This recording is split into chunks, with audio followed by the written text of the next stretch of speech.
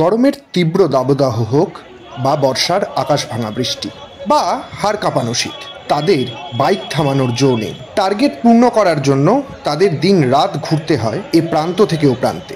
হ্যাঁ, সেলস এবং মার্কেটিং কর্মীদের কথা বলছি। সারা বিশ্বের অর্থনীতি যে মার্কেটিংয়ের উপর দাঁড়িয়ে, তার পিলার এই সেলস কর্মীরা। মেডিকেল রিপ্রেজেন্টেটিভ থেকে ইলেকট্রিক্যাল ইনস্ট্রুমেন্ট, প্রায় সব ক্ষেত্রেই সেলস কর্মীদের উপরেই নির্ভর করে গোটা কোম্পানি, গোটা ব্যবস্থা। কিন্তু তাদের খেয়াল কে রাখে? 50 বছর পার করে ফেলল all West Bengal sales representative union. তাদের সম্মেলনে আমরা জনতা স্পিক্স উপস্থিত হয়েছিলাম মহাজাতি সদনে। উৎপাদন থেকে একেবারে বিপণন পর্যন্ত এই জায়গায় সেলস কর্মীদের অবস্থান কোথায়?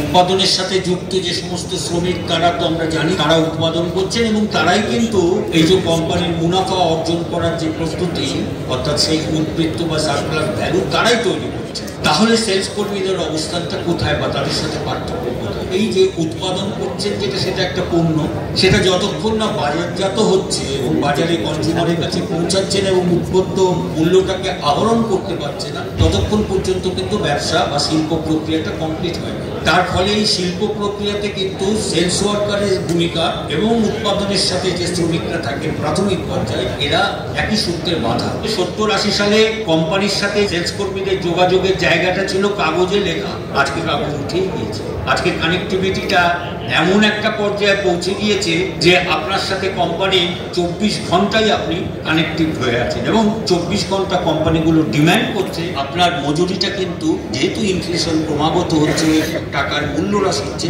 ফলে আপনার মজুরিটা কিন্তু ক্রমশ কমছে, নিম্নগতির মজুরি হচ্ছে। সেলস কর্মীদের খুব একটা অর্গানাইজ ছিল না। সেলস কর্মীরা কাজটাই হচ্ছে ফিল্ডে, ফলে ছড়িয়ে ছিটিয়ে কাজ করতো। মানে একটা কারখানায় যেমন একটা শেডের তলে কাজ করে একসাথে, সেটা আমাদের ছিল না। ফলে এই ছড়িয়ে ছিটিয়ে থাকা বিভিন্ন কোম্পানির সেলস কর্মীদের এক জায়গায় জড়ো করার জন্য আর কি এই ইউনিয়নটার উৎপত্তি। এই ইউনিয়নটা অবশ্য আমরা আরেকটা ইউনিয়ন থেকে ভেঙে হয়েছিলাম, কারণ ওই ট্রেড ইউনিয়নটা একটা পলিটিক্যাল পার্টির অ্যাফিলিয়েটেড ইউনিট ছিল। ফলে একটা স্বাধীন ট্রেড ইউনিয়ন করার জন্য আমরা আলাদাভাবে এসে তৈরি হয়েছিলাম। কোনো সংসদীয় দলীয় রাজনীতির ছত্রছায়ায় না থেকে শ্রমিকের স্বার্থে, শ্রমিকের পাশে থেকে আন্দোলন সংগঠিত করছে, এটাই আমাদের উদ্দেশ্য ছিল, সেলস কর্মীদের কনসলিডেট করা। এবং তার থেকে বড় হচ্ছে যে সেলস কর্মীরাও যে ভারতবর্ষের শ্রমজীবী মানুষের একটা অংশ, সেই শ্রমজীবী মানুষের অংশ হিসেবে শ্রমজীবী মানুষের যে সাধারণ আন্দোলন, তার সাথেও যুক্ত হওয়া। এই সম্মেলন থেকে আপনারা কোন কোন দাবি তোলার চেষ্টা করছেন? স্থানীয়ভাবে যে দাবিগুলো রয়েছে, শুধু আমাদের পেশার, আমাদের মিনিমাম ওয়েজ মানে ন্যূনতম মজুরি পশ্চিমবঙ্গ সরকারের কাছে, কেন্দ্রীয় সরকারের কাছে আমাদের সেলস কর্মীদের কোনো ওয়ার্কিং রুলস নেই। ফলে কোম্পানিগুলো নিজস্বভাবে ওয়ার্কিং রুলস তৈরি করে আর প্রতিদিন চেঞ্জ করে, তার ফলে ওয়ার্কিং কন্ডিশনটা প্রতিবারই পরিবর্তিত হয়। ওষুধের দাম কমানোর জন্য আমরা বলছি ওষুধের দামটাকে একটা নির্দিষ্ট জায়গায় রাখতে বলছি। তার সাথে জিএসটি উইথড্র করার কথা বলছি, কারণ জিএসটির জন্য দাম আরো বেড়েছে। কেন মানুষকে এত পরিমাণ ওষুধ থেকে জিএসটি দিতে হবে? স্বাস্থ্য পরিষেবার নামে যেভাবে বিমার চাতুরীকরণ করা হচ্ছে, সে রাজ্য বলুন বা সেন্ট্রাল বলুন, সে বিমা চাতুরি নয়। সাধারণ মানুষ ব্যাপক সমস্যায় পড়ছেন এই ওষুধের দাম নিয়ে। তো যেহেতু আপনারা সরাসরি ওষুধ কোম্পানিগুলোর সাথে জড়িয়ে, মেডিসিন মার্কেটটার সাথে জড়িয়ে, মার্কেট ফোর্সের উপরে ছেড়ে দেওয়া হয়েছে যে মার্কেট যেভাবে প্রাইস তৈরি করবে সেটাই হবে প্রাইসিং মেকানিজম। এবং মালিকগুলো এই যে বলে যে ইনফ্লেশন, তাকে কাউন্টার করার জন্য আমাদের একটা অটোমেটিক রুটে ওষুধের দাম বাড়াতে দাও, যেটা ওরা প্রতি বছর 10% করে বাড়ায়। কিন্তু গভর্নমেন্ট এইটা বলে না যে এমপ্লয়ীদেরও ওয়েজ, যে সেখানেও যে আপনাকে ইনফ্লেশন কাউন্টার করে তাকে যে সারা বছরের ইনক্রিমেন্ট দিতে হবে, সেটা কিন্তু বলে না। জনস্বাস্থ্যের ব্যাপারে সর্বজনীন স্বাস্থ্য ব্যবস্থা গড়ে তোলা, সেই দাবিটা আমরা করছি। আমরা পেশাগত রোগ, সিলিকোসিস, এগুলি নিয়ে আন্দোলন করছি। জল জমি জঙ্গল থেকে উচ্ছেদ হচ্ছে, তাদের পাশে দাঁড়িয়ে আমরা আন্দোলন সংগঠিত করছি। সে হকার আন্দোলন বলুন, সিংহনন্দীগ্রামে আন্দোলন বলুন, উত্তরবঙ্গের চা বাগানে আন্দোলন বলুন। উন্নয়নের যে মডেলটা, যে মডেলে এখন দেউচা পাচামিতে যেটা করার চেষ্টা করা হচ্ছে, তার বিরুদ্ধে আমরা একটা লড়াই করছি। এছাড়া লেবার কোড নিয়ে আন্দোলন করা, শ্রমিক স্বার্থ বিরোধী যে শ্রমকোড চালু করার চেষ্টা চালাচ্ছে কেন্দ্রীয় সরকার, অবিলম্বে সেই শ্রমকোডকে বাতিল করতে হবে। ব্যাংক, বিমা, রেল বেসরকারীকরণ যেভাবে করা হচ্ছে তার বিরুদ্ধে দাঁড়িয়ে, এবং ধর্মের নামে, সর্বোপরি ধর্মের নামে যেভাবে সাম্প্রদায়িকতার নামে শ্রমজীবী মানুষকে বিভাজন করা হচ্ছে, তার বিরুদ্ধে দাঁড়িয়ে all West Bengal sales representative union গত 50 বছর ধরে কোনো রাজনীতির ছাত্রছায়া না থেকে আন্দোলন সংগঠিত করছে। নিত্য প্রয়োজনীয় জিনিসপত্রের মূল্যবৃদ্ধির বিরুদ্ধে আমাদের সংগ্রাম, আমাদের সংগ্রাম, সংগ্রাম, সংগ্রাম।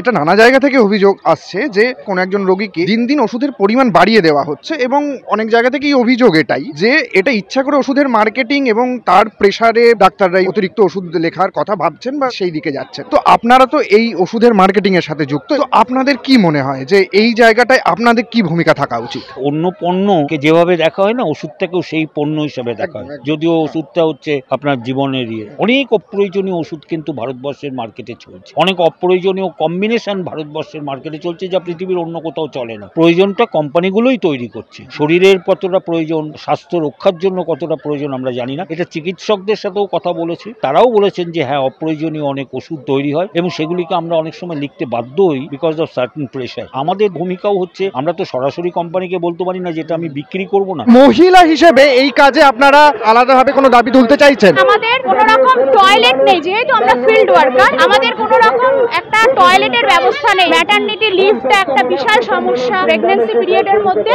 প্রচন্ডভাবে একটা ডিস্টারবেন্স ক্রিয়েট করা হয়, যাতে আমরা চাকরি ছেড়ে দিতে বাধ্য হই। আপনারা যেহেতু মেডিকেল সেলসের সাথে জড়িত, আপনাদেরও অনেক রাত অবধি রাস্তায় থাকতে হয়, বিভিন্ন জায়গায় ঘুরতে হয়। আমাদের তো অবশ্যই সেখানে সেফটি প্রোফাইলটা আমরা ভয় পাচ্ছি যে আমরা ফিল্ড ওয়ার্ক করি, আমাদের অনেক রকম কাস্টমার থাকে, তো সেই কাস্টমারদের কাছ থেকেও আমরা কিন্তু বিভিন্ন রকম আমরা ব্যবহার পেয়ে থাকি। আমরা দেখেছি যে নতুন শ্রম কোড লাগু হয়েছে, সেখানে সার্বিকভাবেই শ্রমিকদের নিরাপত্তা, তাদের জীবনের অধিকার, এই গোটাটাই খর্ব হয়েছে, এরকমই অভিমত সমস্ত শ্রমিক সংগঠনগুলোর। শ্রম কোডটার ক্ষেত্রে ভীষণ নগ্নভাবে এই পরিবর্তনগুলো করা হলো। বেসিক হচ্ছে আমার ট্রেড ইউনিয়ন তৈরি করার রাইট, সেইটাকে কোশ্চেন করা হয়েছে, ডাইলিউট করা হয়েছে। আমার বার্গেনিং স্টেটাস, আমি ম্যানেজমেন্টের সাথে দর কষাকষি করবো, সেইটাকে উঠিয়ে দেওয়ার চেষ্টা করা হচ্ছে। এবং অন্যান্য যে লসগুলো চেঞ্জ হয়েছে, ধরুন ইকুয়াল রেমুনারেশন অ্যাক্ট শুধু সমান বেতনের ব্যাপারটা না মহিলা এবং পুরুষদের ভিতরে, ওখানে কিন্তু মহিলাদের চাকরির সুযোগ পাওয়া, যেহেতু তাদের আবার সাংসারিক জীবনও পালন করতে হয়, সেইটাকে ব্যালেন্স রেখে কিভাবে ওয়ার্কিং কন্ডিশন তৈরি করা, এই সবগুলো কিন্তু ইকুয়াল রেমুনারেশন অ্যাক্টে ছিল। লেবার কোর্সটা সবটাই ওয়ার্কিং ক্লাসের এগেনস্টে। আমাদের যে কতগুলো ফেসিলিটিস ছিল ছুটির, আমরা যখন চাকরি ছেড়ে দেবো 120 দিনের বেতন পাওয়া যায়, লিভ এনক্যাশমেন্ট, সেই সবগুলোকে তুলে দিয়েছে। প্রতিদিনের তার রোজগার কমে যাচ্ছে, হাস করে দেওয়া হচ্ছে, ছাঁটাই করা হচ্ছে, যেভাবে তার মাইনে কেটে দেওয়া হচ্ছে, রোজগার সংকুচিত করা হচ্ছে। অবিলম্বে নিত্য প্রয়োজনীয় জিনিসের মূল্য বৃদ্ধি রুখতে হবে। সাধারণ মানুষের খেটে খাওয়া পরিবার পরিজন নিয়ে বেঁচে থাকার সুযোগ সুবিধা করে দিতে হবে। আজকের কৃত্রিম চাহিদা নির্ভর অর্থনীতি, যা এই সেলসম্যানদের উপর নির্ভরশীল, সেই চাহিদা দেদার ধ্বংস করছে প্রাণ, প্রকৃতি, পরিবেশকে। একদিকে জীবিকা, অন্যদিকে প্রাণ প্রকৃতির ধ্বংস। কোন সাঁড়াশি চাপে পড়েছেন তারা, তাও উঠে এলো তাদের কথায়। এটা কৃত্রিম চাহিদা ভিত্তিক অর্থনীতি, মেকানিক্যালি চাহিদা তৈরি করে প্রোডাক্ট বেচা। তো এই কৃত্রিম চাহিদা তৈরি করার ক্ষেত্রে পেশাগত জায়গা থেকেই তারা সরাসরি এইখানে জড়িয়ে আছে। এই দুটো কন্ট্রাডিকশন, এটাকে আমরা কিভাবে মিট আপ করতে পারি, বা মিট আপ করার আমরা কেউ নই, আমরা কিভাবে দেখতে পারি? এই যে পুরো বিপুল সংখ্যক মানুষ আজকে যে এই ইউনিয়ন যারা, তাদের মূল কাজটা কি? তারা উৎপাদনের সাথে তো জড়িত নন। তাদের মূল কাজ হচ্ছে ক্রেতাকে কোনোভাবে কনভিন্স করানো যে এই প্রোডাক্টটা নিতে হবে। সত্যি কথা বলতে কি, নিওক্লাসিক্যাল অর্থনীতি যদি ভাবতে হয় তাহলে এই সংগঠনই মুনাফা তৈরি করছে। এই যে কৃত্রিম চাহিদা, মানে যার কোনো হিসাব নেই। একটা জিনিস খেয়াল রাখতে হবে, পরিবেশ বিপর্যয়টা কিন্তু দেশভিত্তিক হয় না। পৃথিবীর যদি জ্বর হয়, পৃথিবীর সবচেয়ে ক্ষমতাশালী দেশটাও সেই জ্বরের হাত থেকে রক্ষা পায় না। এই ক্রাইসিসটা আছে, সেটা তারা খুব ভালো করে জানেন, এবং এই ক্রাইসিস থেকে বেরোনোর সহজ রাস্তা কিন্তু তাদের জানা নেই। এই কৃত্রিম চাহিদা নির্ভর অর্থনীতিকে নিটোল বজায় রেখে পরিবেশ বিপর্যয় সামলানো সম্ভব, এটা আমি শুধু নয়, অনেকেই মনে করেন না। ইনফ্যাক্ট এই আলোচনা হয় যে পৃথিবীর অ্যাকচুয়াল আর্থিক মূল্য কত। এখন নতুন যে কর্পোরেট উঠে আসছে, তারা আপনার কাছ থেকে পয়সা নিয়ে আপনার এবং আপনার পরিবেশের আশপাশটাকে আবার নাকি ঠিক করে দেবেন, তার জন্য আপনি পে করবেন। বাই দ্য ওয়ে, তাদেরই একটা হাত কোনো একটা জায়গাতে একটা কাজ করবেন যাতে আপনার পরিবেশ নষ্ট হবে, আরেকটা হাত এসে আপনার পকেট থেকে টাকা নিয়ে সেই পরিবেশ ঠিক করবেন। বোঝাই যায় যে এই মডেলের কোনো অর্থ হতে পারে না। প্রথম কথা, ধরুন আপনি সোলার প্যানেলের কথা বলছেন। সোলার প্যানেল বাড়ির ছাদে বসিয়ে আপনি অর্থনীতি চালাতে পারেন না। সোলার প্যানেল চালাতে গেলে আপনাকে কোনো একটা রৌদ্রোজ্জ্বল কোনো জায়গাতে কিলোমিটারের পর কিলোমিটার এলাকায় জমির ওপরে এটা বসাতে হবে। তার মানে আপনাকে আবার জমি অধিগ্রহণ করতে হয়। ওই প্যানেলের ছায়ার তলাতে আপনি চাষবাস করবেন না। এরপরে আপনার এই যে সিলিকন বর্জ্য, সেটা আপনি কোথায় ফেলবেন আপনি জানেন না। আজকে উন্নত দেশের ইলেকট্রনিক বর্জ্য জাহাজে করে আফ্রিকায় ফেলা হয়, এমনকি ভারতবর্ষের উপকূলে পর্যন্ত আসে। আলটিমেটলি পদ্ধতিতে একই থেকে যাচ্ছে, শুধু অভিনয়টা বদলাচ্ছে, এর বেশি কিছু না। এই পদ্ধতিতে এই সমস্যার বিন্দুমাত্র সমাধানের কোনো সুযোগ আছে বলে আমার তো মনে হয় না।